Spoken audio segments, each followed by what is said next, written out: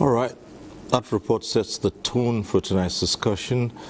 Let's welcome our guests to this program. First, we'd like to welcome Dr. Ronke Shuyombo, who is the Registrar Chief Executive of the Teachers Registration Council of Nigeria.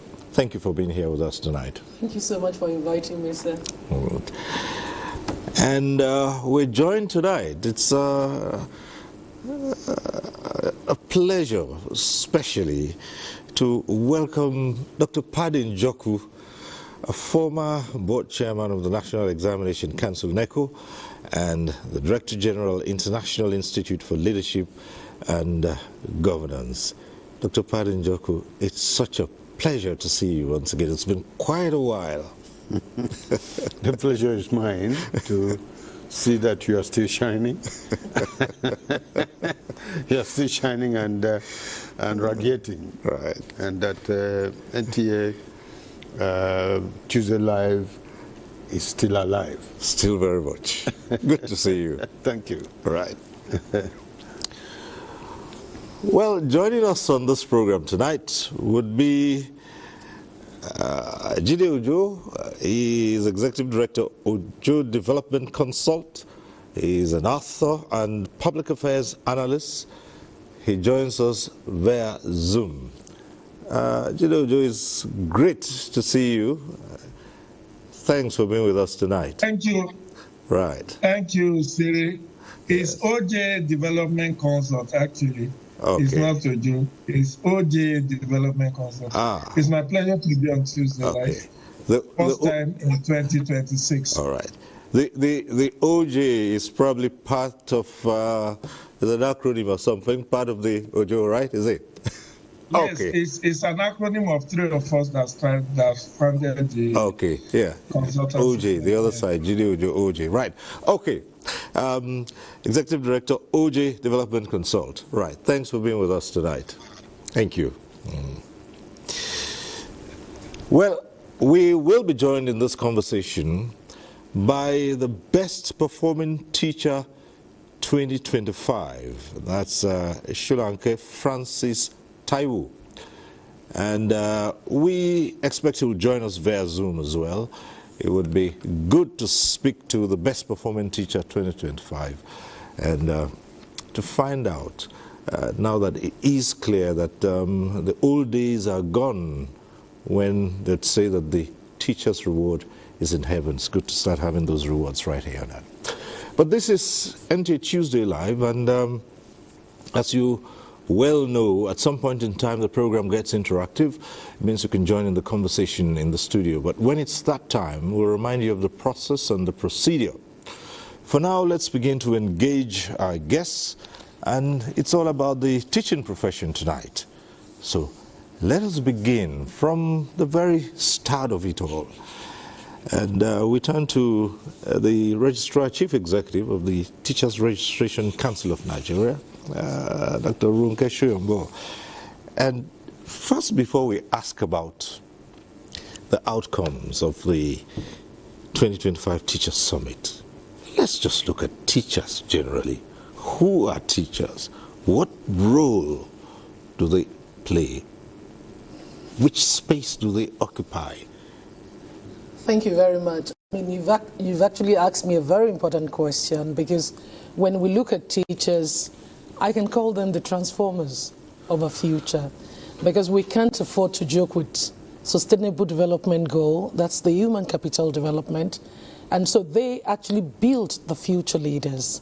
And a teacher must be somebody that is very, very vast, and also somebody that can allow children to take ownership of learning. Because education has changed drastically from where it used to be, because it used to be teaching and learning. But you will see that we're very particular about what the learning is in classes now. So as a teacher, at all times, you have to keep yourself abreast of all the changes. And don't forget that the teachers of this moment must be 21st century savvy, because the children that we're teaching are very different from our own generation.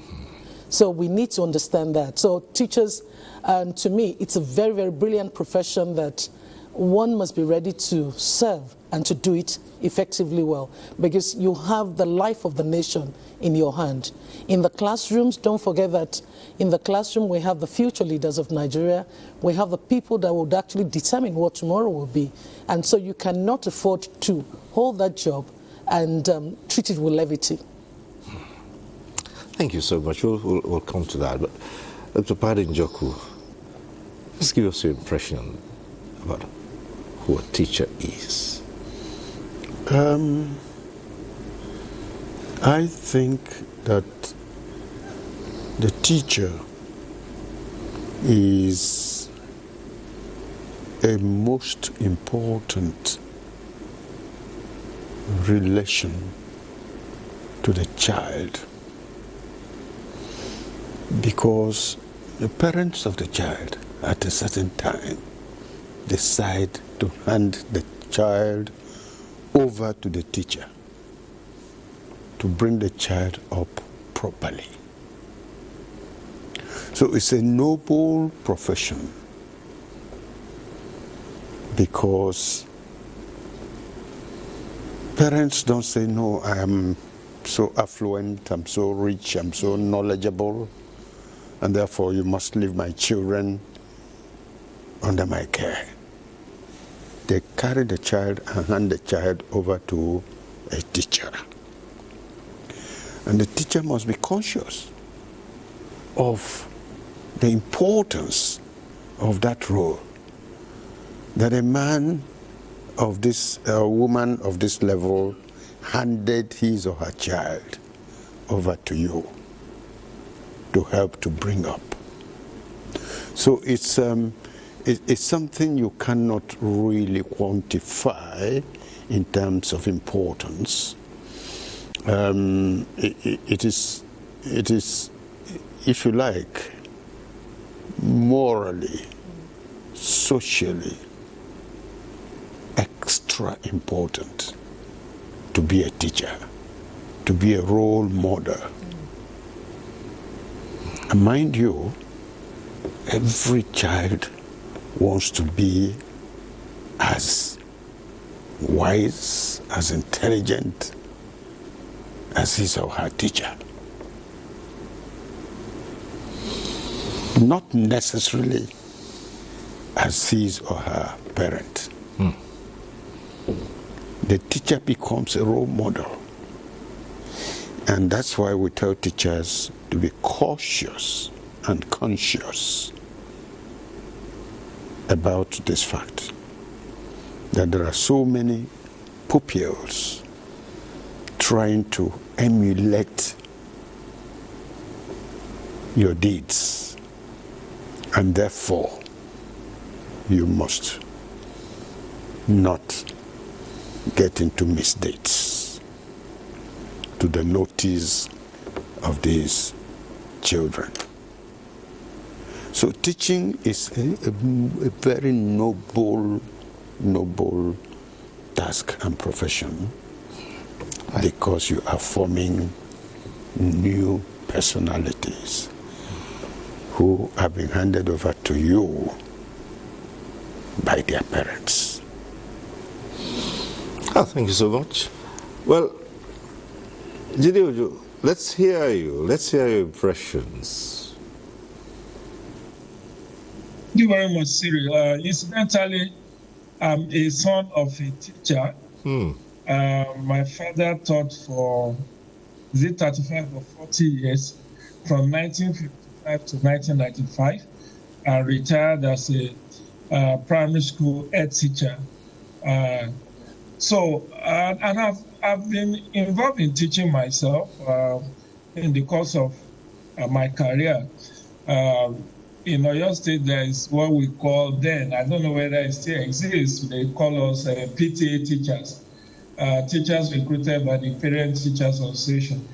But suffice to say that teachers are what I would call the bakers of future leaders. It's like you bake bread, they break, you cannot do without teacher when you are talking of human capital development. Human capital development rests solidly on the teaching profession.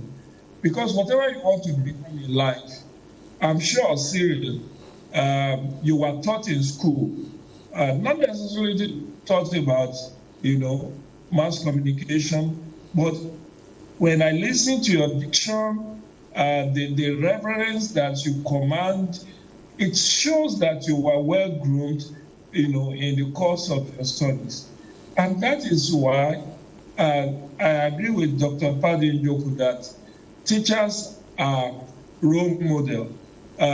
Whatever I have today, I owe it to my teachers who implanted in me the diligence, the discipline, the culture of reading that have made me to be who I am in Nigeria today. So, likewise, every other person, whether you are an engineer, you are a lawyer, you are an architect, you are an accountant, you are taught.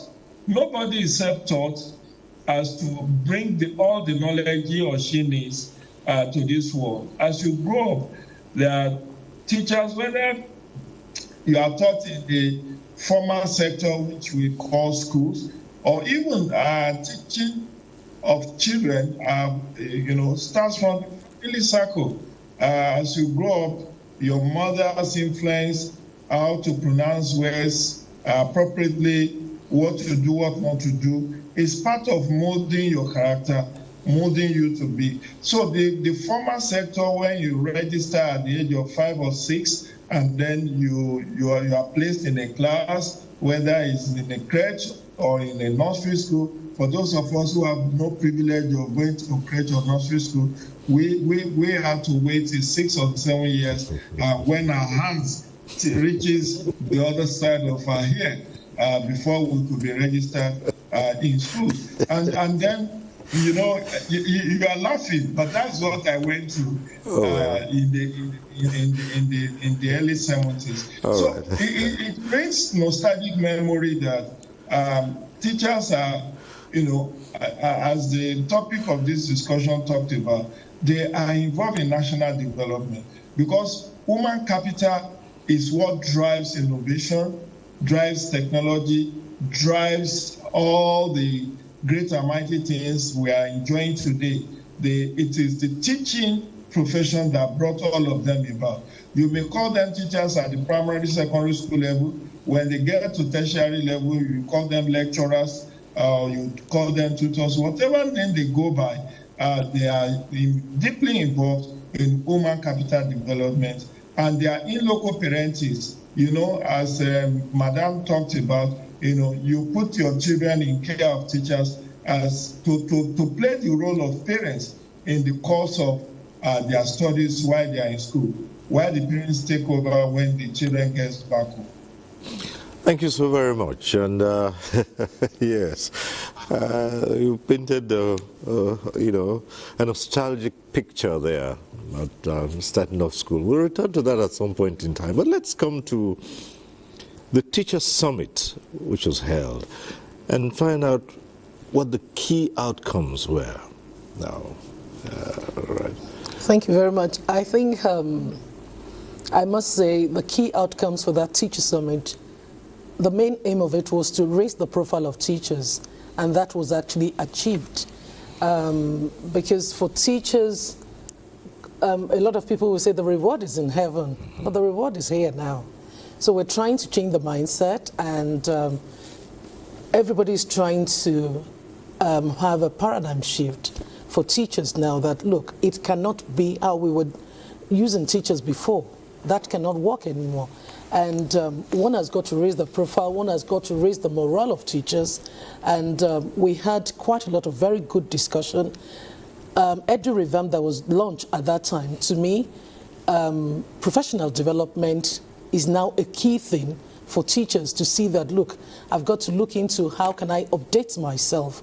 So that was very important, and quite a lot of things other things that we launched.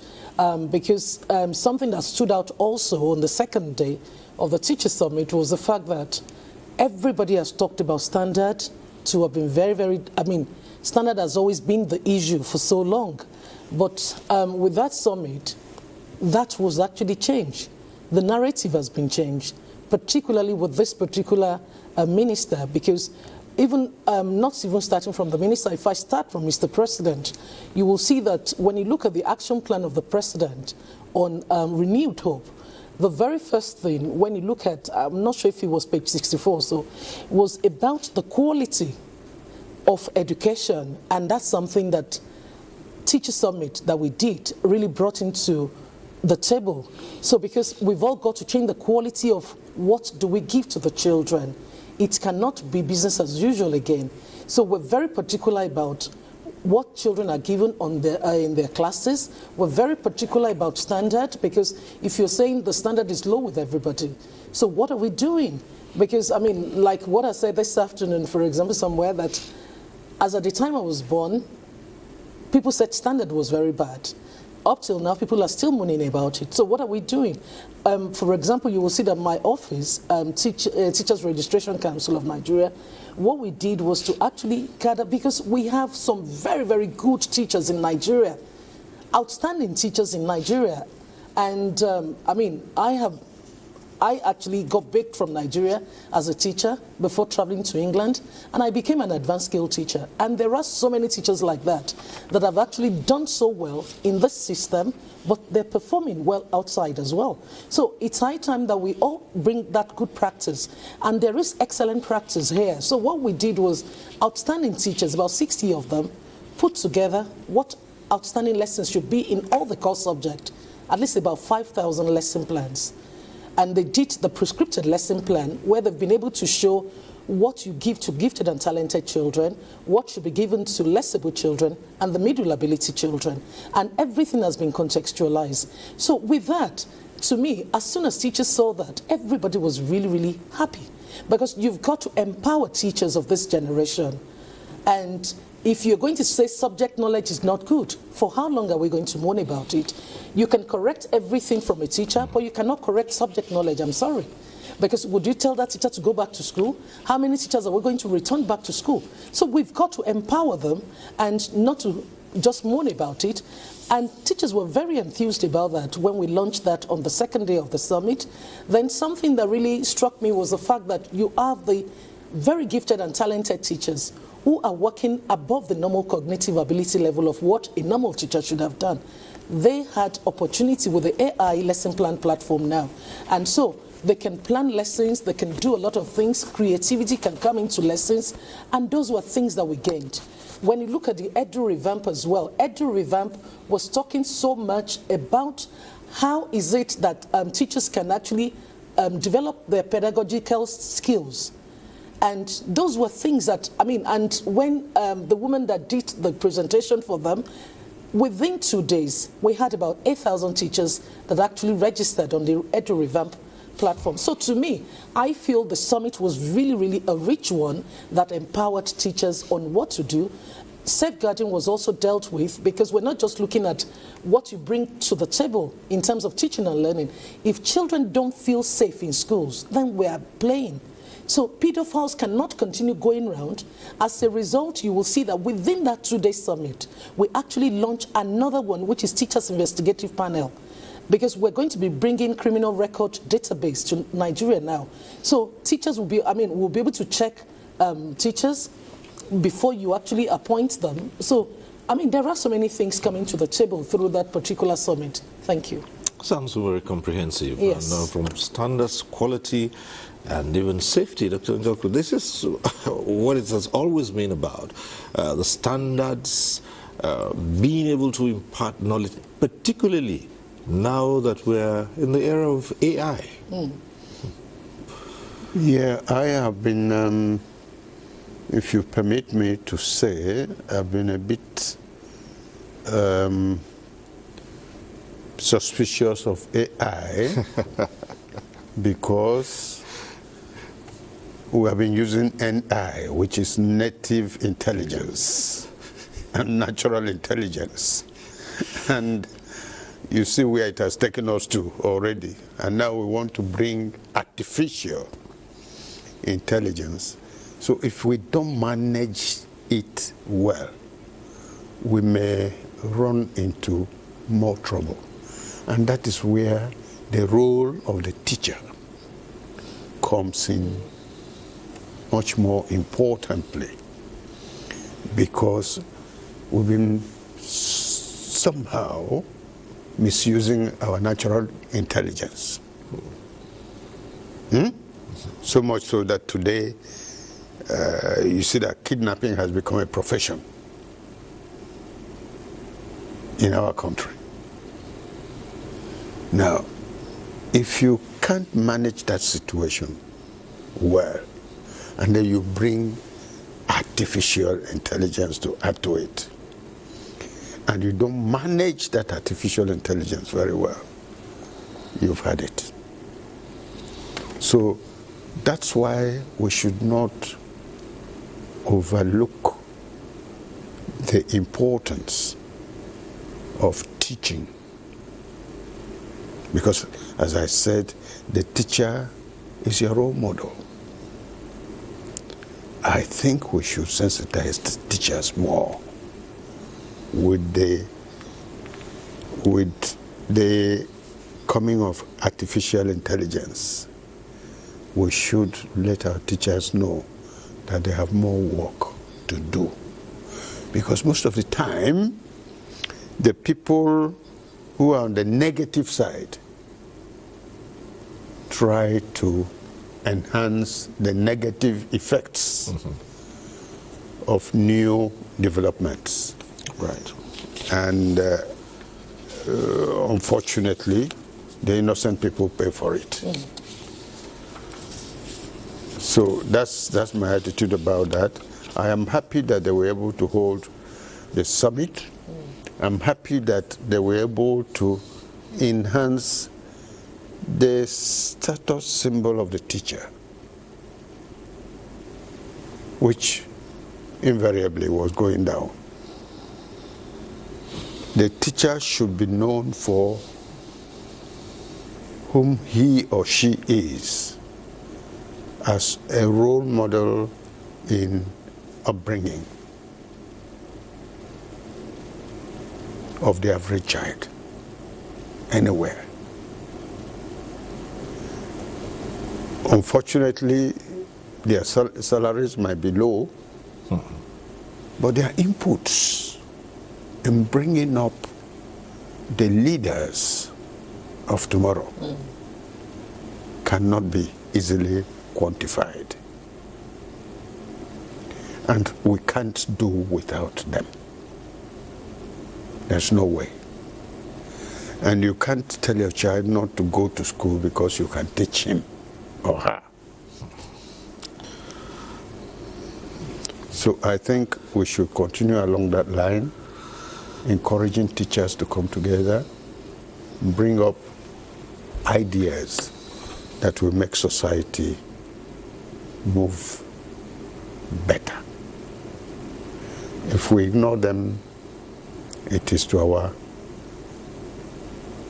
general detriment.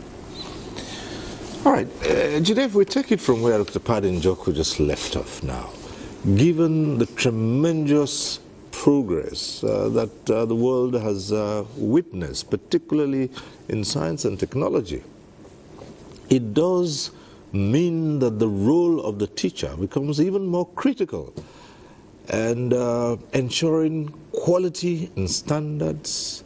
I mean, some of those things that the summit sought to do. What's your impression of those? Thank you. My impression is that the Teachers Registration Council should be commended for the summit, for trying to raise the bar and give teaching profession the desired respect and profile that it deserves. I also like what Madam said about the aspect of discipline, not having pedophiles in schools, people who bring the teaching profession in disrepute. We've seen quite a lot of that in recent times. teachers who ended up being a prey on the pupils and students that are put in their care. We've seen issues around rape. We've seen issues around even, exploitation by some teachers, very minority of them, but nonetheless, I'm happy that Teachers Registration Council is doing something along that path. The big elephant that needs also to pay attention to, which I also want to commend the TRCN, is building the capacity of teachers to be able to fit into contemporary skills demand. I'm sure if my father were to be alive, he would be amazed about issues around artificial intelligence, even the use of whiteboard, issues, things like using audiovisuals to teach even in basic schools. And that is to show that the world is not static, it's dynamic. I don't know why Dr. Padijoku asked concerns about artificial intelligence. You either learn it or you are left behind. We are already becoming anachronistic in Nigeria.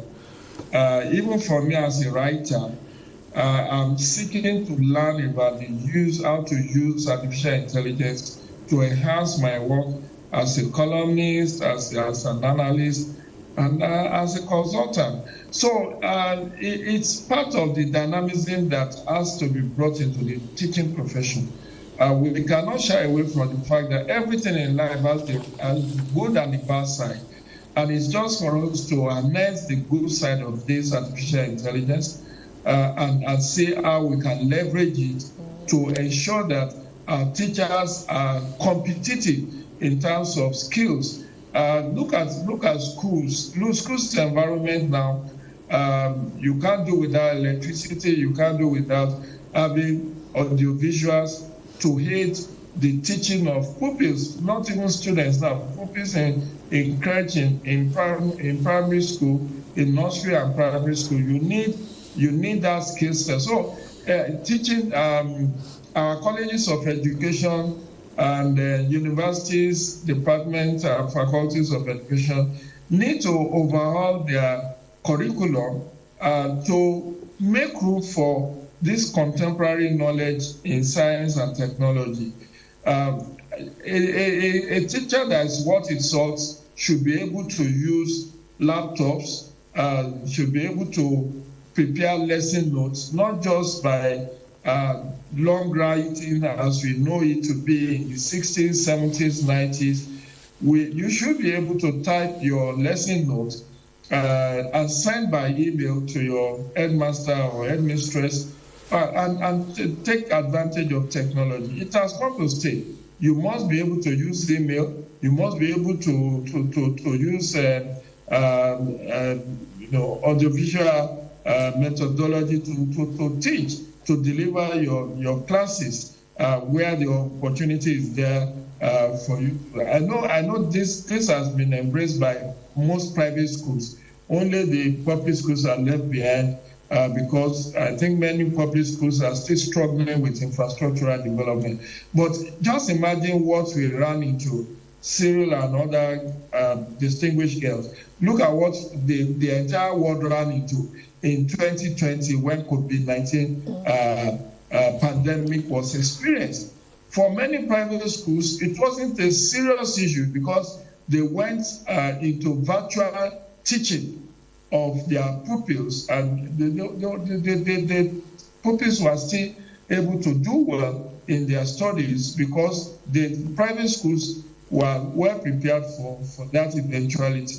And that is why now that the boss thing is artificial intelligence, it's good that the Teachers Registration Council is already thinking about building capacity of teachers in the use of this artificial intelligence. Of course, there are drawbacks, there are negative aspects of this, But be that as it may, that's the way the world has been designed. Nothing is entirely good in this world. It's the good and the bad, and it's to be selective to dwell or to harvest those positive side of whether we are talking of artificial intelligence or even information communication technology as a whole. We know that there are still structural challenges, infrastructural challenges, for instance. For example, a teacher that knows how to use audiovisual, if at the end of the day there's no electricity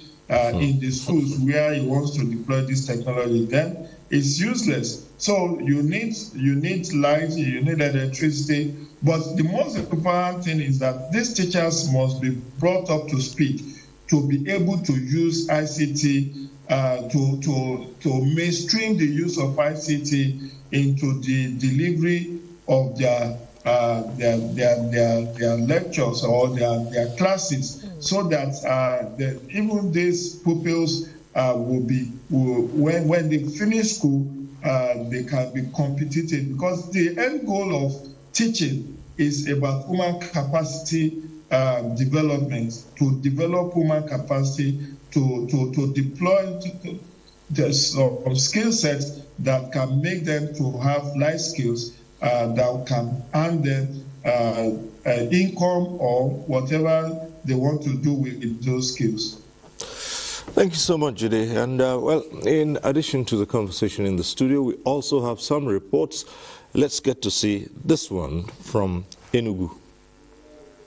Education remains a catalyst for human advancement, economic growth, and societal transformation. While the teaching profession in Nigeria continues to face several challenges such as inadequate remuneration, poor infrastructure, and limited professional development opportunities, stakeholders proffer workable solutions. Teaching profession should be made to be TRC and compliance. Another thing is the provision of better infrastructure, facilities, good laboratories, good libraries, well equipped. Supervision department should endeavor to monitor activities of the principals and teachers in schools to ensure that the students are being taught as they ought to. Education analysts emphasize the need for states to borrow a leaf from Enugu state government by inculcating digital and experiential learning in their education sectors to enhance teaching and learning retention. We have heard about the smart green schools, which is building almost in every ward in the states. Very soon it will take off. It's really doing a lot. So I encourage other states to emulate what is going on in our states. Stand up is really doing the much you can to bring education, basic education, to the doorstep of every child in the states. Contrary to this, an educationist, Mr. Ernest Joel, observed that most teachers are not prepared to do the work he described as a natural calling due to their inability to read and develop their skills. In Nigeria, we are very, very low in reading. If you don't read, it will be difficult for you to deliver, because out of your content, that's what you're going to deliver. You're a teacher. Why are you depending on 30,000 naira money? I don't want to blame the government. There are too many things teachers can do. As Nigeria continues to pursue sustainable growth, experts maintain that enhancing the teaching profession will improve the quality of education and contribute significantly to national development.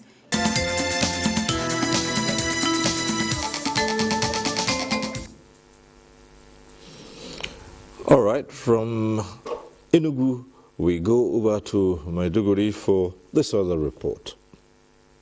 For more than a decade, Borno State stood at the epicenter of an insurgency driven by an ideology that declared Western education forbidden. Schools were burned, classrooms abandoned, and hundreds of teachers were killed or displaced for daring to stand in front of a blackboard and teach. Yet, From the ashes of fear and displacement, stories of courage continue to emerge.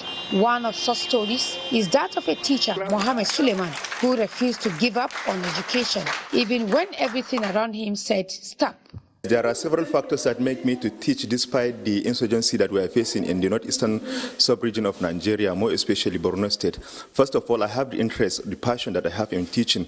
This is the most important thing that makes me to teach. We like people to come back to school, more especially the children. If to say we refuse to allow the children or bring them back to school, the insurgency that we are facing in the country, instead of reducing, it will increase. They now teach children who have witnessed violence, displacement and loss, using education as a tool for healing, stability and future opportunity.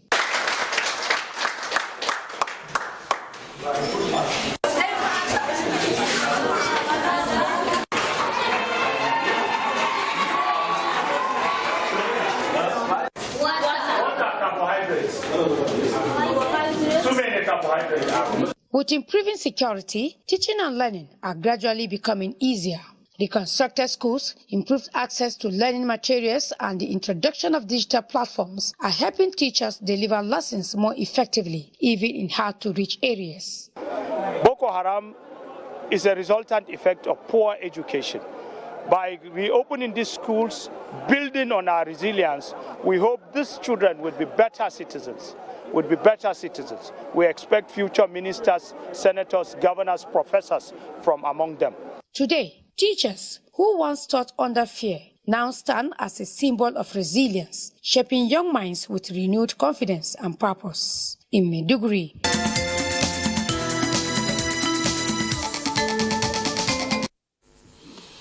Right, we're back here in the studio, and you saw from some of those reports there, you saw examples of smart schools. And let me come to the registrar of the TRC and ask, how would you rate the participation of the sub-nationals in the summit that you have? Because those are where the schools are at that level. Okay. In terms of where the schools are, I'm sure we do quite a lot with different states. And if I take Enugu, that we just saw, Enugu State, they've actually built a lot of smart city schools. And they had to come to us to say, okay, can you come and do the career path for 19,250 teachers? With that really gave Enugu the condition of their teachers. They were able to see the teachers that are very, very ready for those smart city schools. And they were able to see where their needs are, because with professional development, for example, education has moved away from where one cap of professional development exercise will fit everybody. No, the needs are very different. So that's something that really, really happened with that state. And with a lot of states like that, we do work with quite a lot of states. And to me, it is really bringing the beauty of education, because if we're not careful, we keep on leaning on what has not gone well, forgetting that there are quite a lot of things happening now. In fact, there's a state that has invited us this week now. They're going to be recruiting teachers, and they want us to take the lead role in helping them to shortlist their teachers. So things like that, there's a lot of ways agencies can collaborate with states. But the key thing is, let education be at the front burner of whatever we are doing. It is very, very important that our children are getting the best of education, and that's something that every state must really take on board. Right, good that they should get the best. So it takes us to this issue that is as old as the teaching profession itself, and this is about the welfare, Dr. Padin Joku, and it's something that has affected many states in the past and continues to be a huge problem, where the welfare of teachers has not been what it should be, leading to frustration, low morale, and of course, poor output. Yeah, I think I agree with you, because under normal conditions, the caliber of the citizenry that should take to teaching should be about the highest in intellectual evaluation.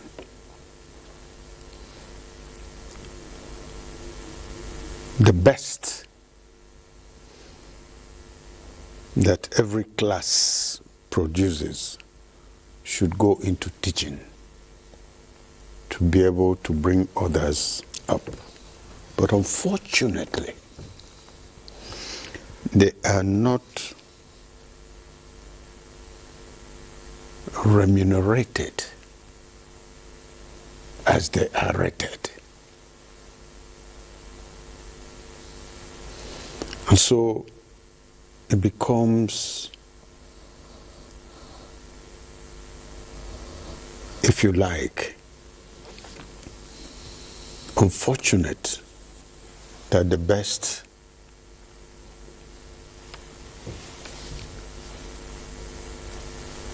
among us whom we use to even bring up our own children are not appropriately remunerated by us. Right. And they get frustrated. And that is playing on our educational system today, that the best don't go into teaching. Right, see. Unfortunately. Whereas that's where they should be, and they should be appreciated.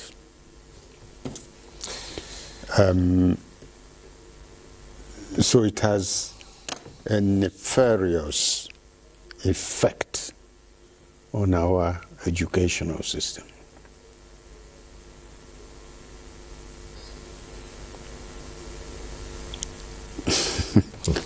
Let me go to Jide with this one. Well, yes, we went from a decent level and standard, then we deteriorated and we got to a stage where no one wanted to be a teacher, and only those who couldn't find something to do ended up being teachers. And so what those we had called in to impart knowledge were hardly knowledgeable themselves. What do you really think that, I mean, what do you think about states? And have most states in Nigeria taken this seriously in terms of remuneration for teachers, their welfare and all that? Because we still have a lot of issues these days. Entirely speaking, Siri, I will not lie to you. Teachers are still being badly treated, maltreated, mistreated. Look at FCT. Last year, FCT teachers in primary schools have to go on strike for 3 months before they were answered. What was the grounds? The FCT area councils alleging that they cannot pay 70,000 minimum wage to the teachers in primary school. It's very disheartening. How much is 70,000 for a resident of Abuja? We know how expensive it is living in a place like Abuja. So if the area council administrators, chairmen are saying they cannot pay 70,000 minimum wage, and as a result of that, teachers have to go on strike for 3 months before they yield to their demands, then it tells you the story. And that's across the states, across several states. The minimum wage is not being implemented in most schools, both public and private. If you go to so many of the private schools, you'll find out that the wages of their teachers is very poor, even where they are charging huge sums of money on pupils and students. what goes to the teacher is very paltry. Imagine that a teacher does not earn up to 100,000 in many private schools. And like I told you, the story of public schools is not any different, which is why there is no sincerity and commitment on the part of many teachers. They are passionate, they want to teach, but it's like what the lecturers used to tell government until recently, that their take-home pay cannot take them home. Their take-home pay cannot take them home. So for that reason, in public schools, we have seen time and again teachers in primary school, in secondary school, and even in tertiary institutions, downing tools and going on industrial action, all because of welfare issues. Then the worst part of it is even the fate of retirees in public schools. My father happens to be a victim of that.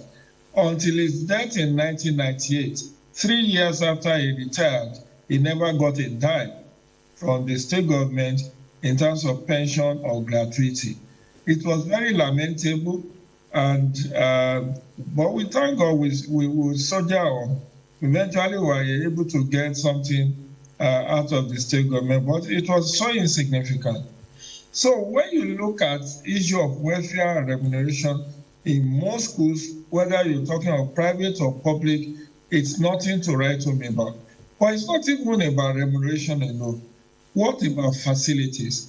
When I watched those special reports from particularly Enugu, and I think it was from Enugu and Maiduguri, but the one in Enugu, I saw the lady using audiovisual technique to teach pupils. I saw her pointing at objects on the TV. How many schools in public school, how many public schools can boast of having such audio teaching aids, electronic teaching aids? How many? When the principal does not even have a laptop, how then will you expect a teacher to have laptop?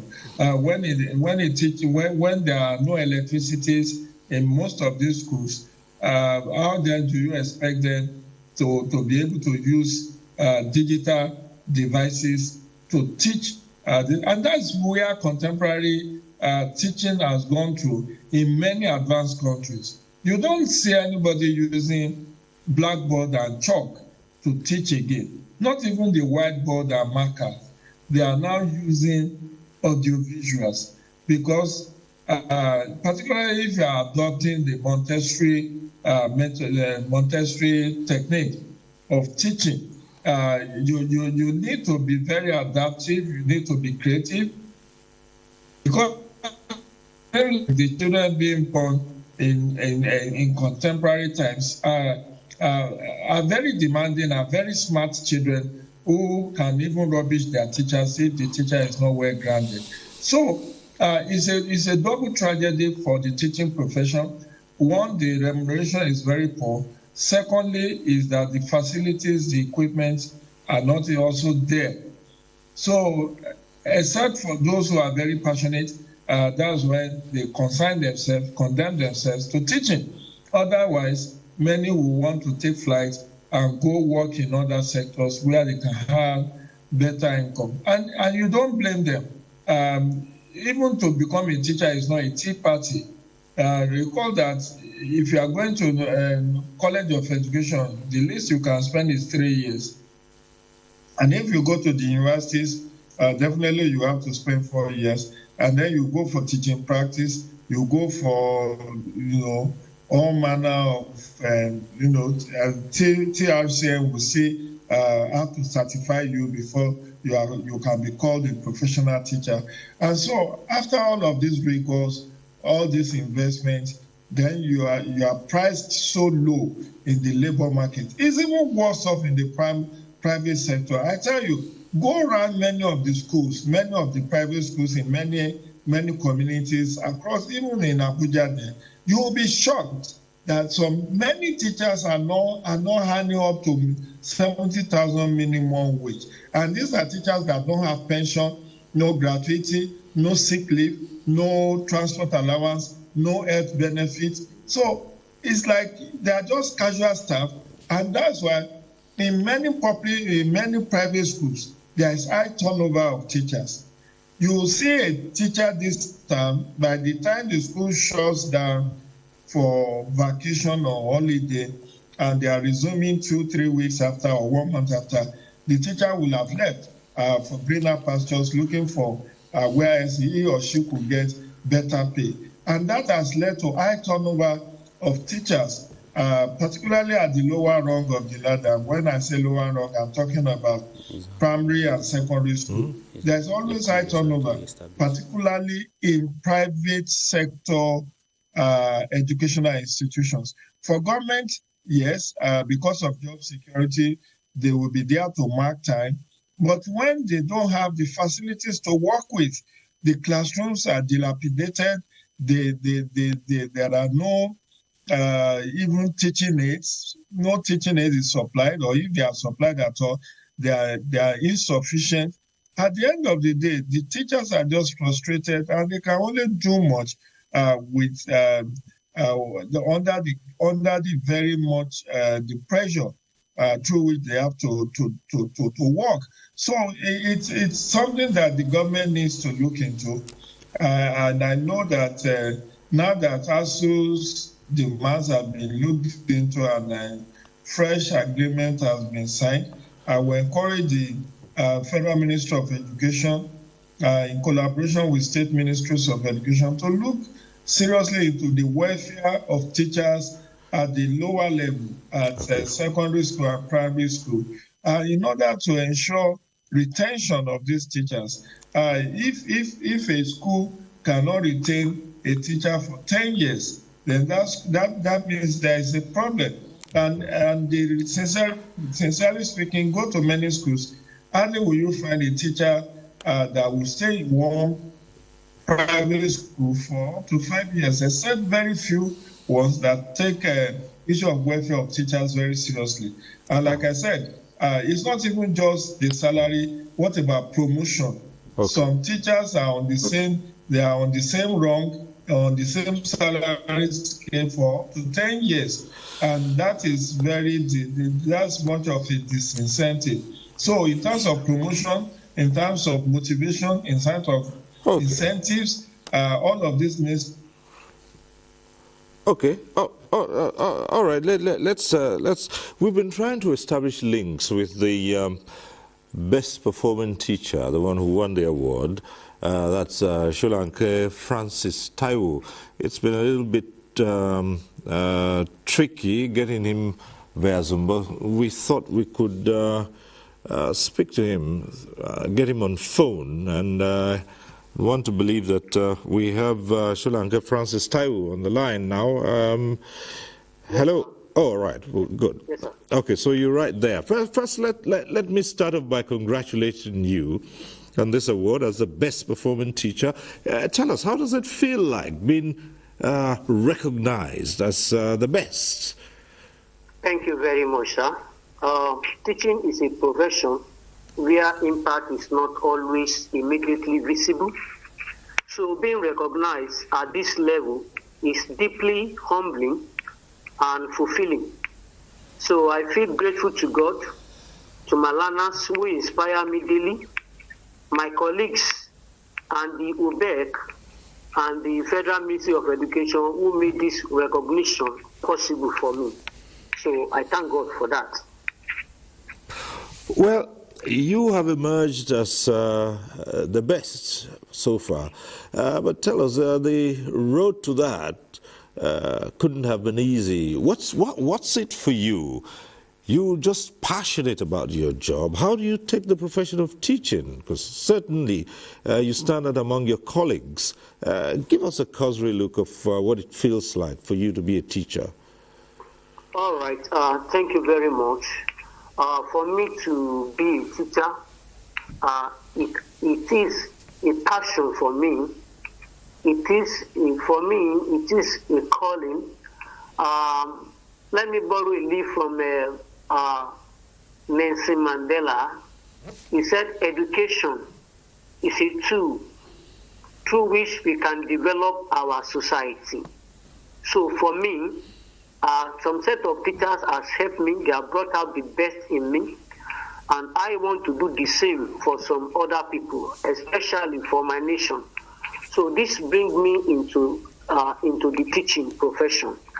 And as touching where I am today, the recognition I was given, what brought me here is my impactful guidance, exceptional leadership ability, and strong commitment to excellence, my unwavering commitment to learner success.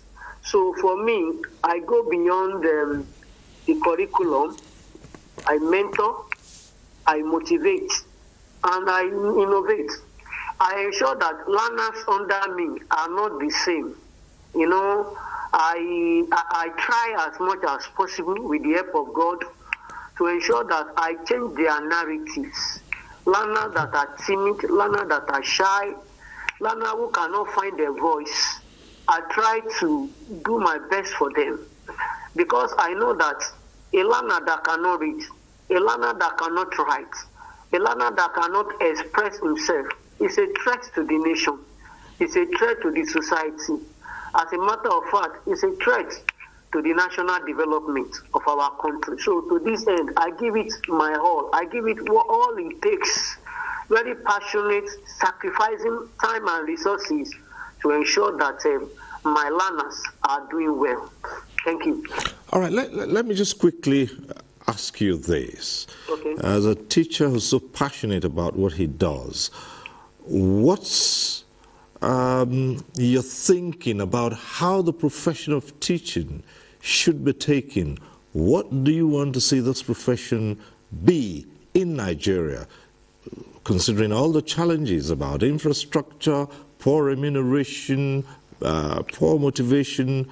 Where do you want the profession to go? Thank you very much. Thank you very much.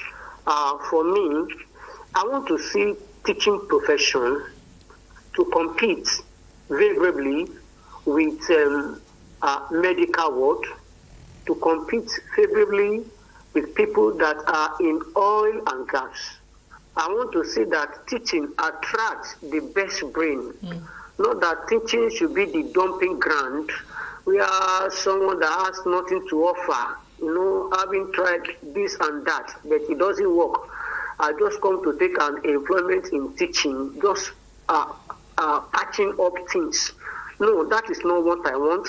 What I want is that in terms of regulation, those that are going into colleges of education, those that are going into university to study education, they will be having the same cutoff mark with those that are studying medicine, with those that are studying engineering, so that teaching will attract the best of brain.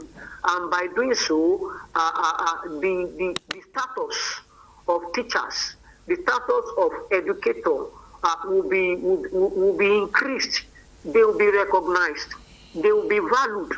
They will be motivated. And this will go a long way to encourage them to put in their best, knowing that they themselves, they are valued. They are not just being relegated. The society are not just looking down on them. But when they know that they carry the same value with doctors, say for instance, how do you feel when you have 50 students in your class and you are asking them, what do you want to be in the future? What do you want to be in the future? And you can hardly see two that will say, I want to be a teacher.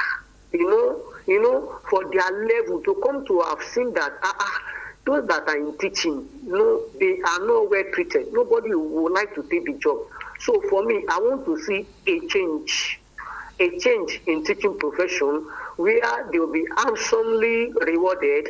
And for this, I want to give it to our President Bola Ahmed Tinubu, for his Renew Hope agenda for the National Education Summit that was just taking place, where teachers like me and my other colleagues were handsomely rewarded for our passion, for our excellence, for innovation and impactful service that we have put in the teaching profession over the years. Thank you very much. All right.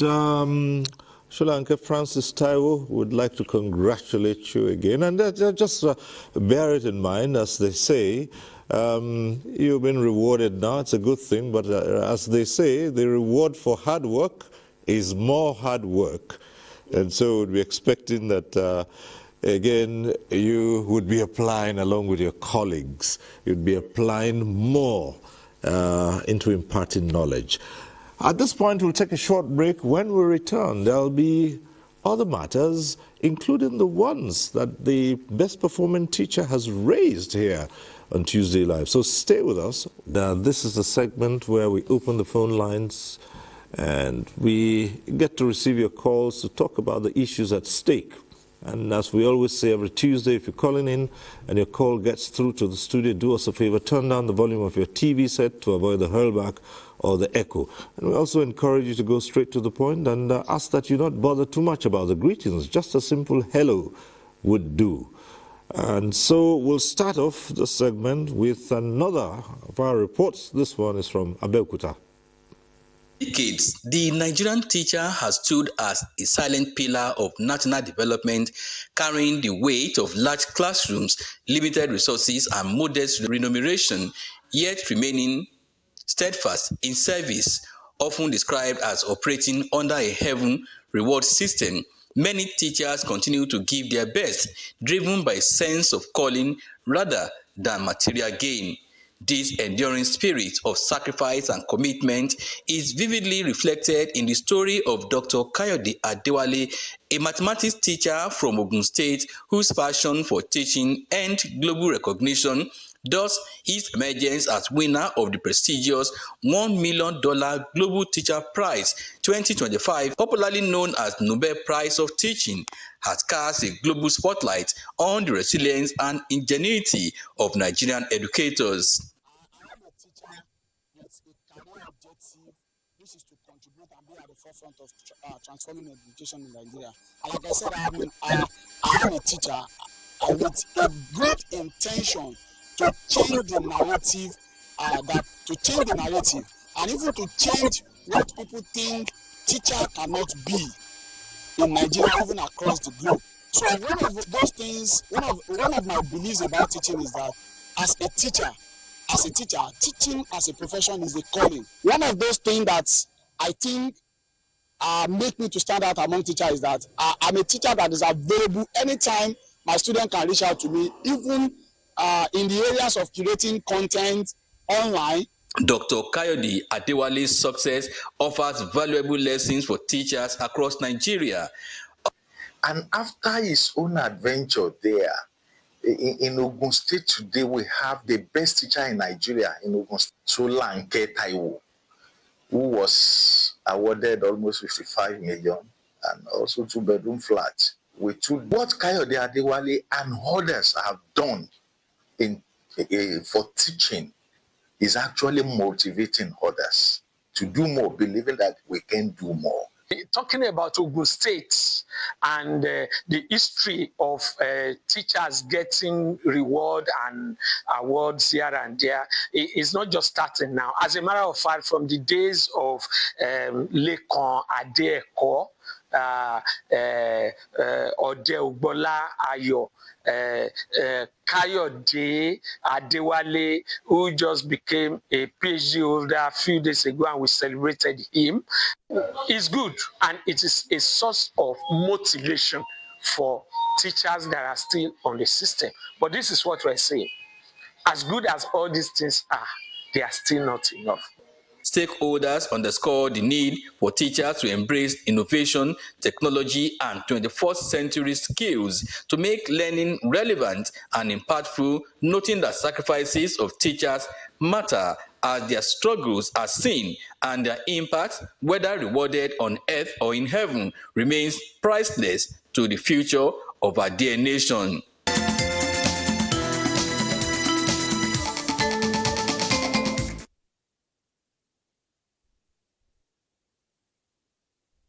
We have a caller on the line, Dr. Hyacinth, who's calling in from Imo. Just go ahead with a question or comment. Good evening. Good evening. Turn down the audio of your TV, please. Turn down the audio. Yes, go ahead, please. Yeah, I have Hello, good evening. Good evening, go ahead. Good evening, yeah. Can you hear me? Yes, we can. Yes, I want to say that I'm happy to have talked to you today. I've tried this several times in the past. Now, the discussion is very apt. Teachers, they are the people that have made virtually all of us. So far, you are a great, broadcaster. I brought you from my childhood days up to now, and I know you must have been a teacher. I am a medical doctor, I was a teacher too. But the truth of the matter is that over the years, beginning from the time we were too young, teachers have been getting to the background. And we keep wondering why that will happen. You see, as a doctor, I belong to the Nigerian Medical Association, and I know the Nigerian Medical Association is a very strong association that fights for the welfare of doctors. And when we do that, oftentimes we gain out of it. But it does have this Nigerian role of teachers that has always been there over the years. And nothing happens to teachers. And every time they tell us that the reward of teachers, they should be in heaven. I remember vividly when I was young that the person that discovered my talent was a teacher in my elementary 6 in 1980, who told my parents that I must go to school to study. And I went to school and I studied medicine and became a medical doctor. So what I'm saying is that even though those people who are in the military are not doing things for their teachers and for teachers generally in Nigeria, why don't government on their own remember these people called teachers? Because when somebody here has just mentioned that the best in the class, none of them come back to teach, which is the problem. The best in the class should become teachers. Whether they are teachers in the primary school, just in the secondary school, or even the universities of polytechnic and college of education. But the best in the classroom, they go to engineering, they go to law, they go to medicine, they travel abroad to do business, because that described as a quote core. You can hardly see a teacher who dresses well. You can hardly see a teacher who can afford to bike well in a car and go to school daily. And when the students are watching them, they are not impressed. They are not motivated about teachers. So I'm of the opinion that government should take it as a priority at this point to see how to improve on this. It's been a long time, it's been decades. We've been talking about teachers and how they've been suffering. Some of us are not happy. I mean, even as a medical doctor, I'm not happy that teachers are up to these days are not even being taken care of. Right. Some of them who taught us, I still go back to the village, some of them who are very old are not even paid their pensions. So that is a government that probably does not care for those who have worked hard for them. So I believe strongly that all of us, not only teachers, we begin to talk about their welfare, please. That is my take this evening. Thank you very much for giving me the time. Right, thank you so very much, Dr. Hyacinth. Well, it's part of the issues that have been raised tonight, and we heard Sri Lanka Francis Taiwo, and you heard what he said. He would like to see the profession be in Nigeria today. Let's turn to the chief executive of the TRCN. What motivated you to develop these things you talked about, to raise the profile of teachers in this country? Thank you very much, sir. The key thing is, I'm somebody that, I believe we don't just moan about it. We've got to do something about it. And what teachers are saying tonight is very, very true. Because whether we like it or not, we've got to raise the profile of teachers and give them a better welfare. But I must say that with this particular job that I'm doing at the moment, it has really exposed me to see that it is not the same story in the 36 states of Nigeria. In some states, teachers are still relegated. But in some states, they've actually done a lot in supporting their teachers in terms of the ambience of the school, because I can categorically tell you that there's a state at the moment where they have smart city schools in every local government. Not only that, when I visited the state, I realized that there were smart boards, Wowby boards, in all the classes. And also the playground has been done like that of private school. You will think most of the schools, you will think you're in private schools. And in terms of remuneration as well, some states have actually done a lot in supporting their teachers. But as we're all talking about it tonight, we must not stop talking about it, that everybody has got to see how they can support teachers. Where I have come from, I said I started from Nigeria as a teacher, but at the same time, when I was in England, I was actually on the same wage with a member of parliament. So I was better paid and everything, and that actually made me to love teaching more. So to me, it's something that we have to do because we need our teachers to actually be comfortable. When teachers are comfortable, they will be more productive and they want to do more. So there's a need for that anyway. All right. Dr. Padinjoku, Sri Lanka raised an important matter here. He said, cut-off marks, for admission should be the same.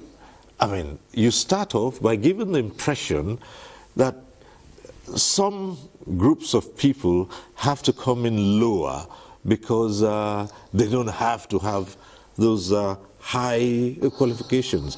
We'll return to that. Let's see if we can get this. Let's see if we can get this call in from Dr. Francis, who's calling in from Abuja.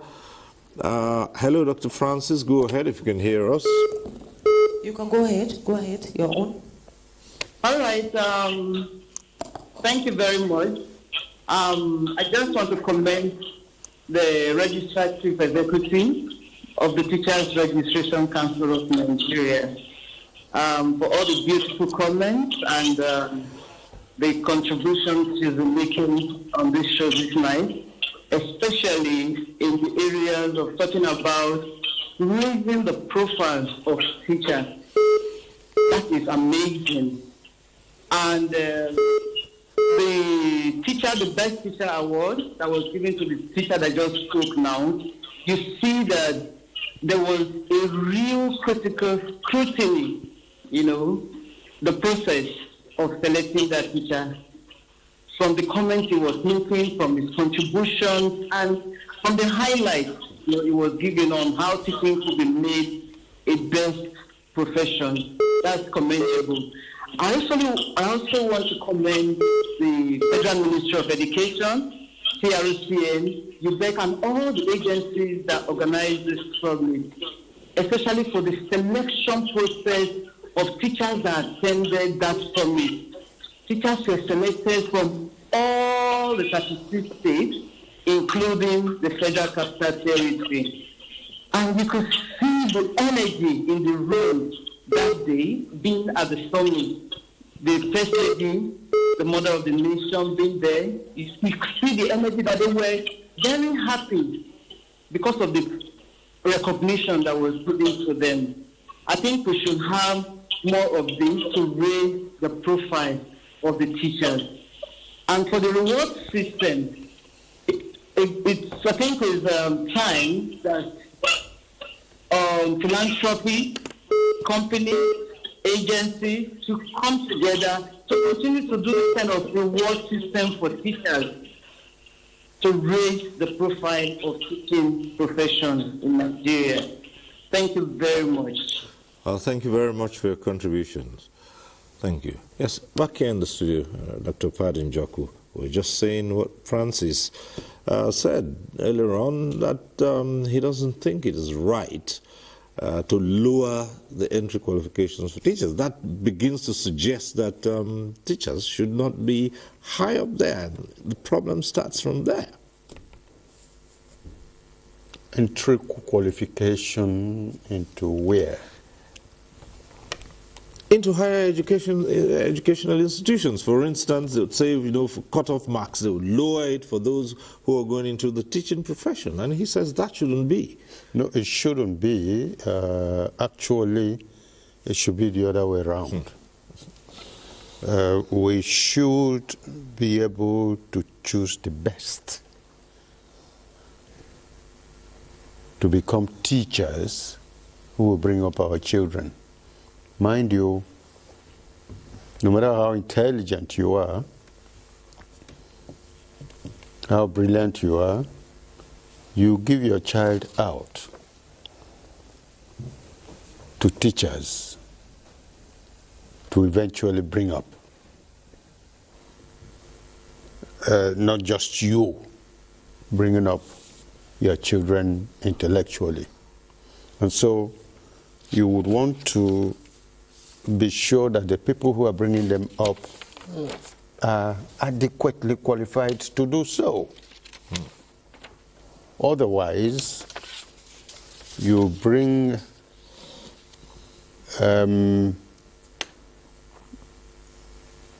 what I call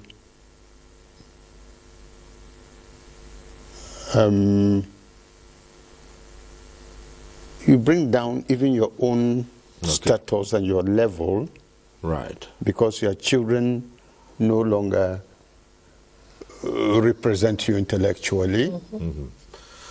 And this is one thing we should be very, very conscious of in this country. Okay. I think we have Sri Lanka back on the line. Are you back with us, Sri Lanka? Yes, I'm with you. Right. Okay, so much has been said about the poor conditions, remunerations, poor motivation of teachers. But again, there's the flip side of it. And the world is moving fast. There are advances in science and technology. And so there's also a need for those who would be imparting knowledge, even at the very basic level, to keep abreast of developments. And it's also been said and alleged that quite a number of teachers are just content to remain at that level without aspiring to acquire more knowledge so as to be relevant in today's world. What do you have to say about that? Oh, thank you very much. For you to remain relevant in the teaching industry, you need to continue to study. You need to continue to give your time to continuous professional development. You need to stay abreast of best practices and theories and practices in educational industry. So it is expected that an educator must keep learning, because learning is a continuum. For you to be abreast, for you to adapt to rapidly changing technology, as an educator, you need to continue to learn, unlearn, and relearn, so that you can match in, so that you can be a help to your student. For instance, now, this is AI. We are in the era of AI, and AI has come to stay. Now, AI has changed how students access information. So, for teachers must shift from being mere content provider to facilitator of critical thinking, creativity, and character development. What are we saying? That as teachers, you need to learn more, so that you will stay abreast of current practices. You will be abreast of the trend to know more, at all times. And you must have enough to be above the level where you are currently teaching. So for teachers to remain relevant in the job, you have to continue to learn. And thank God that at the just concluded National Summit, there was a launch of what we call Edu Revamp Portal. What is this Edu Revamp Portal about? It is an initiative that will ensure continuous professional development for teachers. So the framework, we know that improves learning outcomes across the country. So when as an educator, you study more, you learn more, you devote your time. It may not necessarily be coming from government now. We don't depend on government for everything that we need in terms of our professional development, in terms of our professional growth. As a teacher, you need to invest personally into yourself. By the grace of God, as I speak with you, I can give myself that I have 55 certificates of continuous professional development. Everything is not by government. There are some that I did that is national, international, and locally through online courses and webinar, masterclass, seminar, and what have you. Why am I doing all this? So that I can stay on top, so that I can have more, so that I will be relevant. So I want to encourage my colleagues out there. I want to encourage that we should keep on moving. Okay. We keep on moving. Just like someone that is riding a bicycle. The only way to maintain balance is to keep moving. So we need to keep moving. We need to keep learning, unlearn, and relearn, so that we can be relevant on the job, so that we can impact appropriately, so that we can stay current with what is going on around the globe. Thank you very much. All right, you've been very busy. We have another caller on the line, Aliyu Yusuf, calling in from Kaduna. Aliyu Yusuf, if you're there, go right ahead.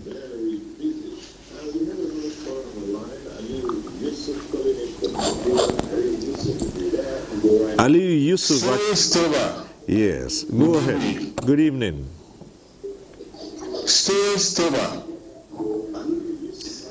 Good evening. Go ahead. Good evening. Yes. And I go right. I want you to go back a little. Let's rebuild a little. What happened to schools brokers that transformed to National Educational Technology Center,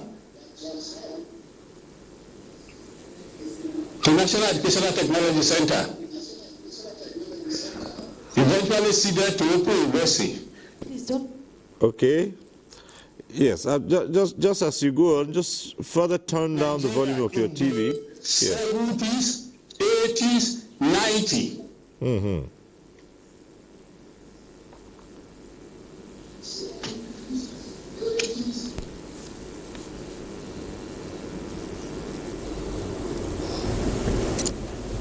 Right, Ali Yusuf, are you still there?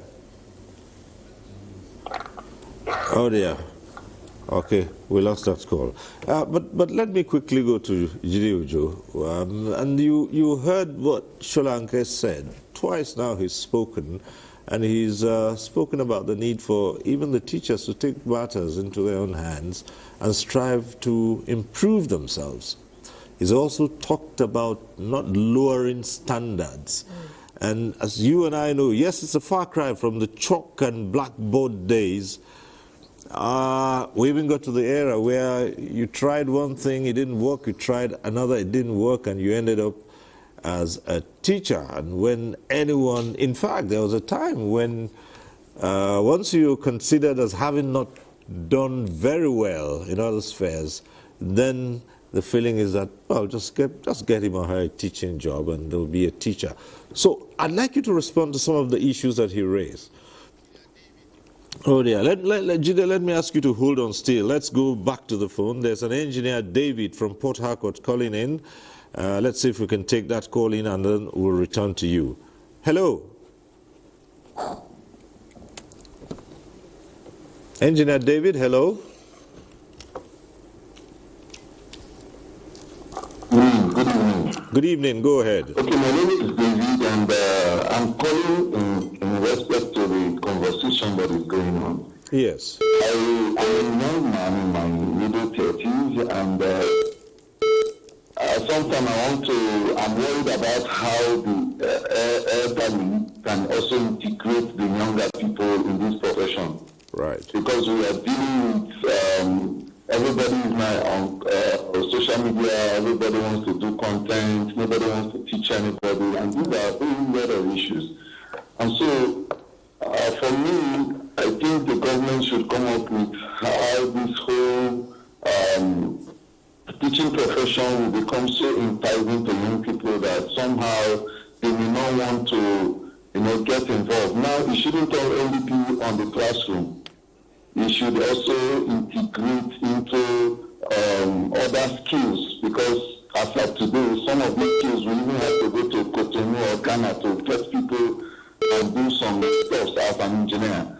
And so please, as you continue the program, let us look out for policies that will integrate both the elderly and the younger generation to get fully involved into the teaching profession. Thank you. Right, thank you very much. And actually that underscores the importance of the teaching profession, because if those who are content creators were well taught by well-qualified teachers at the basic level, there would be better content providers today.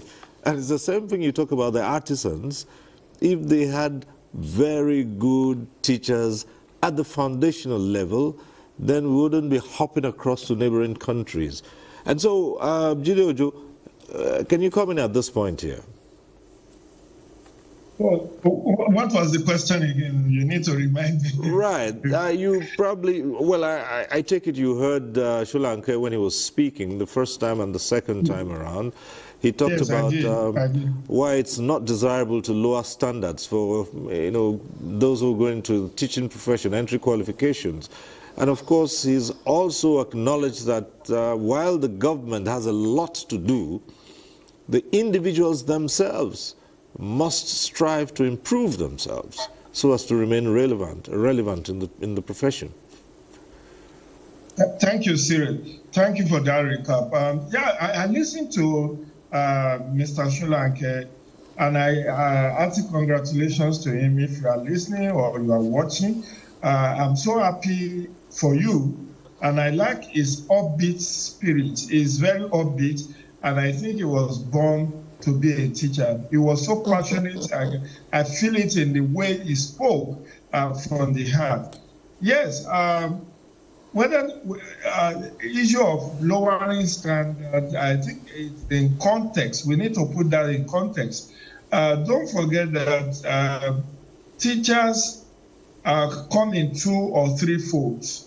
In my father's time, there's what is called grade 2 teachers. I think before grade 2, there were grade 3 teachers, then grade 2 teachers. Then I remember my father going to University of Ibadan to learn associates. He graduated with associateship certificate in education. And then, of course, there are those who have diploma, there are those who have degree, and there are those who have masters, there are those who have PhD. So these are the different categories and degrees. And because the demand for teachers are huge, issue of lowering standard, I think, let me put this in context too. When I benefited from free education in 1980 in Oyo State, I was one of the pioneer set of Uncle Bola Iden's free education program.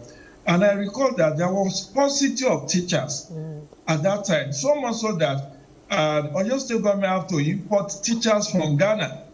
I recall that some of my teachers in secondary schools, Mr. Champon, Mr. Osei, Mr. Kufo, there were not enough teachers then. So they have to mass produce teachers to fill in the gap. So look at the volume of schools that have been established on a daily basis. Almost every corner you turn to, you are either seeing a church or you are seeing a school. And so the heavy demands have made issue of entrance qualification for education graduates to be far easier than other professions. And I don't think that amounts to lowering the standard. You don't worry you don't worry that might lead to lowering the standards. I mean, if you say just because you need to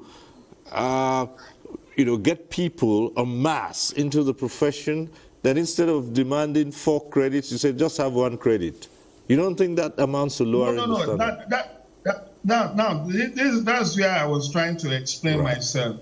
Lowering standard does not mean you don't have the basic qualification. I'm talking of lowering standard in terms of whether you want the cutoff mark. I think he made a remark about cutoff mark, or is it Dr. Paddy Njoku that talked about cutoff mark? No, it was actually Sri Lanka who talked of the cutoff mark. So you cannot have the same cutoff mark for education as you have for medicine, for mass comm, or for law. They are not in the same category of demand. So I think we need to, the lowering of standard is not about not having the basic entry qualification. It's about you cannot have somebody who applied to study English education having to score 315 to be able to merit admission.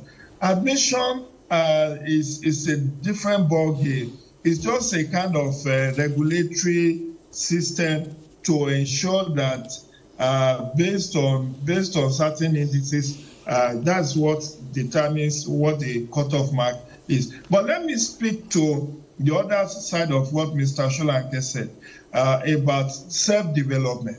Whether you are a teacher or you are not a teacher, look at me today.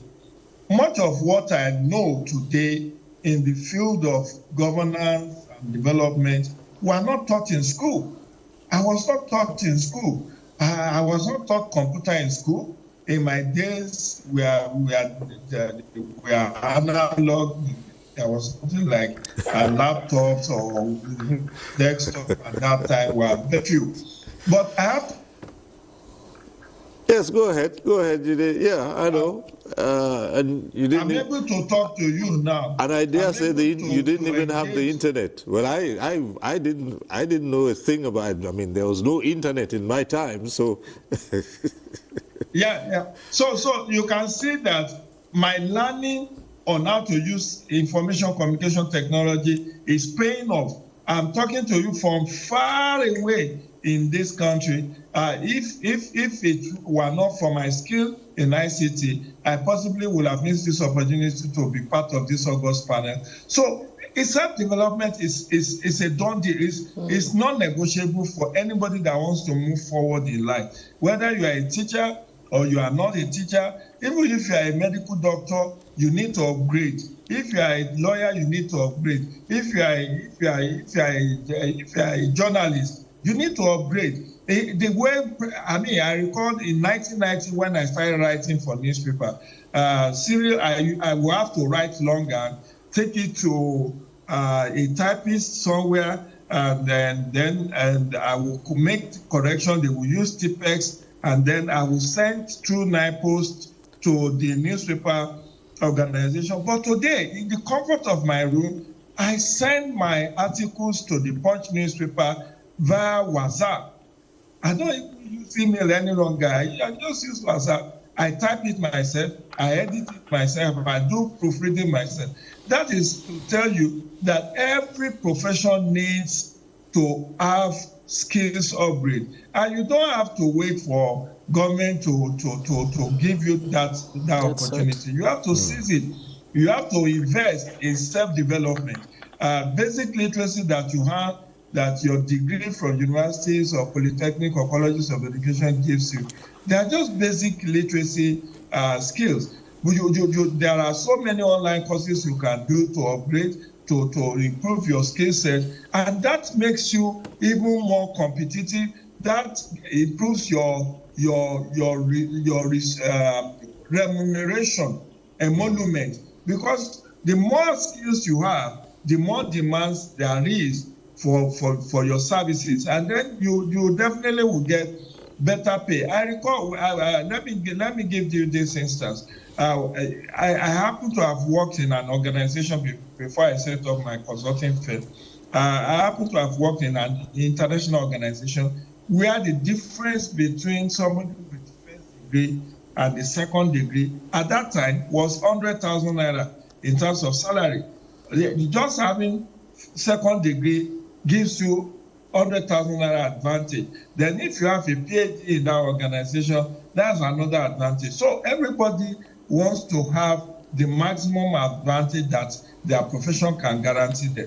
And that's why it's a call to duty, it's a call to action for everyone, whether you are a teacher, you are not a teacher, whatever discipline, whatever profession you have formed a career in, you need to continue to upgrade. You need to continue to like, let me borrow the word of Sholanke, learn, unlearn, and relearn in order to be relevant, to maintain relevance, and to remain competitive. So it's a given. There is no negotiation about that. Everybody must upgrade. Even if you study languages, look at the content.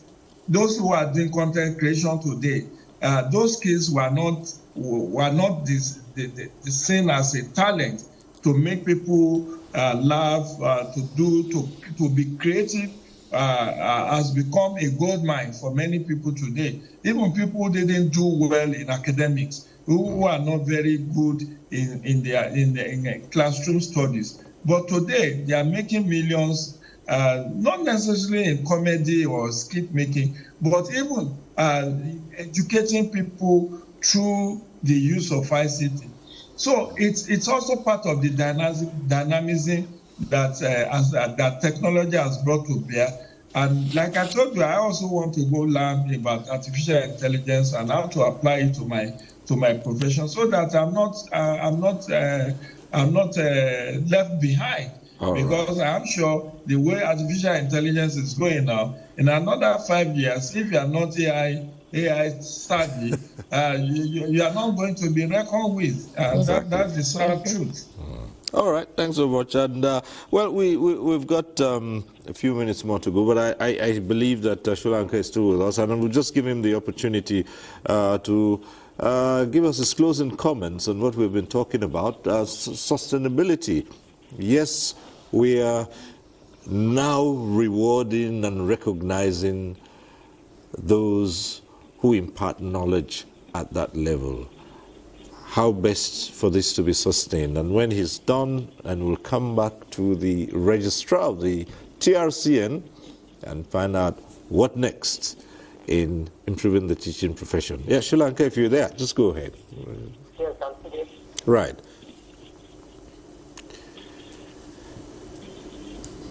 Okay. So, we have only a few minutes left on the program, so we'd just like you to make your closing comments on everything we've been talking about tonight so far. All right. Thank you very much. I want our listeners to know that teaching is a noble job, and it is time we need to restore pride into the teaching industry. The teaching profession matters, and the future of our country begins in the classroom. To this end, I want us to know that meaningful education and national development can only be achieved when teachers are adequately equipped, empowered, supported, motivated, and valued. Therefore, I want all stakeholders, our regulators, policymakers, to put teachers at the center, because they are very central to the sustainability that we are discussing tonight. Thank you very much for having me. All right, and thank you very much, Mr. Sholanke Francis Taiwo, best performing teacher. Once again, accept our congratulations. Thank you. Right. Okay, well, to the Registrar Chief Executive of the Teachers Registration Council, one or two things which we would like you to speak on. First is, how comprehensive is the Teachers Register today? Well, I must say that we're not fully there, but a lot of teachers have registered, and teachers are still registering. And what we've done is to actually have a portal that is very accessible, that makes life very seamless for teachers. Everybody can access us on trcn.gov.ng now, and teachers conveniently can print out their certificates, can also access their licenses online. So that has made life very easy. But I just want to tell teachers tonight, teachers that are listening to us, that the road is, the future is very bright for teachers. As from Mr. Sholanke tonight, we can see that each and every one of us must update ourselves. We must keep abreast of changes at all times. I started from the classroom, and most of the teachers from Ogun State tonight, we all started together in 2019 when we had COVID-19, and that was when we did a lot on digital classroom, and that's where the beauty of most of our teachers came out from. But teachers tonight, let's not forget the 4 C's as well, because the 4 C's will be empower your children to collaborate, empower your children to have critical thinking opportunity. Let's bring creativity into the classes. And above all, let communication be the key word. Thank you. Well, on another side of it, how sustainable is this effort that we're putting in recognizing teachers? This hasn't been the case before. And there's this other aspect. Oh, perhaps just as when Jide will be rounding up, I'll bring that to his notice. There's been talk about the government not doing all. What about the private sector? Someone said to me today, you find companies, they're pushing huge funds into reality shows which promote all kinds of things which I may not want to talk about here. And they hardly ever do the same for teachers and education. I think we have to be careful here because there's a lot going on. I mean, there's a lot of companies now using their CSR for teachers. If I talk about Maltina teachers in Nigeria, they do so much every year, and quite a lot of different organizations do a lot. I mean, we've got T.Y. Danjuma Foundation. They do a lot of work to actually promote good teachers, good teaching and learning in Nigeria. So we have, I mean, we won't live here if we start naming companies, because quite a lot of companies are doing that. And they're looking that's at those companies to raise the rewards, raise the bar, yes. The bar for the rewards. We would, yes, we need to appreciate that, and also for us to celebrate them more, so that they also will feel more obliged to do more for us in education. All right, thank you so very much. And Dr. Padin Joku, as we round off, your closing comments? Well, I want to commend her and the council for what they are doing. But I think that you people need to sensitize people more and more to promote education. It is one thing we cannot buy from outside. Unfortunately, you've heard about the Japa syndrome, when our best brains go out and leave us here. We can't allow that to continue like that. Every corporate organization should be able to find something to put in the area of education, to promote education for our children. That's the greatest thing we can leave for them. There's nothing that has more lasting value than education. So your council, while we commend you for what you're doing, you should please be able to do more to sensitize organizations about what you're doing. So many people don't know that you really are there. And they would like to participate in socio-cultural responsibility by promoting education through a council like yours. Right. I appreciate it. Thank you so very much. And Jide, let's come to you for your closing comments. And I'd like you to say one or two things about rewarding and recognizing teachers and the teaching profession, and of course the clarion call to other segments of society beyond government to chip in their bit. Thanks so much for this wonderful opportunity. So glad to have been part of this panel. I want to first commend the Enugu State government on the Smart School initiative. I think Edo State is also doing very well. Edo Best, I heard about them. And when last I visited Maiduguri, I was so amazed at what former Governor Kashim Shettima, the current Vice President, and the current Governor, Professor Zulu, is doing in the area of education. I saw high-rise buildings, 4-story buildings built for primary schools, and that was very impressive. I hope I didn't go inside those schools. I only saw them in passing as I left the airport. And people said, those are just primary schools. I just wonder, that's a very huge investment from the public sector. But a lot still needs to be done by private sector to encourage education. If, as Madam said, Martina, T.Y. Danjuma, there are so many other, private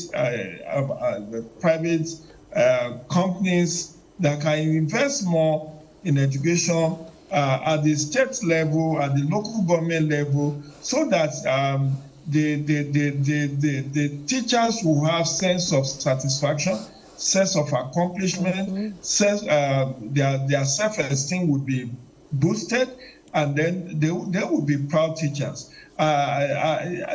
We cannot overemphasize that teaching is a noble profession. But I think my parting word this evening would be self-development. If you have multiple skills, if you have very good skills, your reward will be enhanced, because then you can do a lot of private practice, a lot of consultancies, and then you'll be above your peers in terms of economic empowerment, in terms of remuneration, in terms of resources that you have. But nothing ventured, nothing gained. So to all teachers watching and listening, please try and improve yourself. Make yourself ICT compliant, at least at the very basic. Make yourself ICT compliant. If you have the resources to learn about artificial intelligence, please go ahead, acquire the skill. It's going to be useful, because that's the future.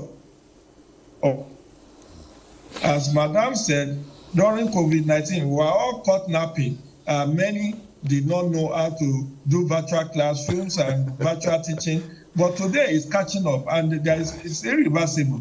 Whether we have another pandemic, which we don't pray for, but whatever it is, the future is ahead and better, and we should be part of that future. All right, and as my own parting shot to you, I just want to recall quickly, earlier on in your opening statements, you talked about getting into school then, and you had to use one hand to touch your earlobe, and I was laughing. And the reason was that in my own case, my hand didn't even reach anywhere near my earlobe, so special concessions had to be made for me to just get into school, even though my hand didn't reach there, because I was so small. So that was why I was laughing. Thank you very much, Jide Ojo, Executive Director.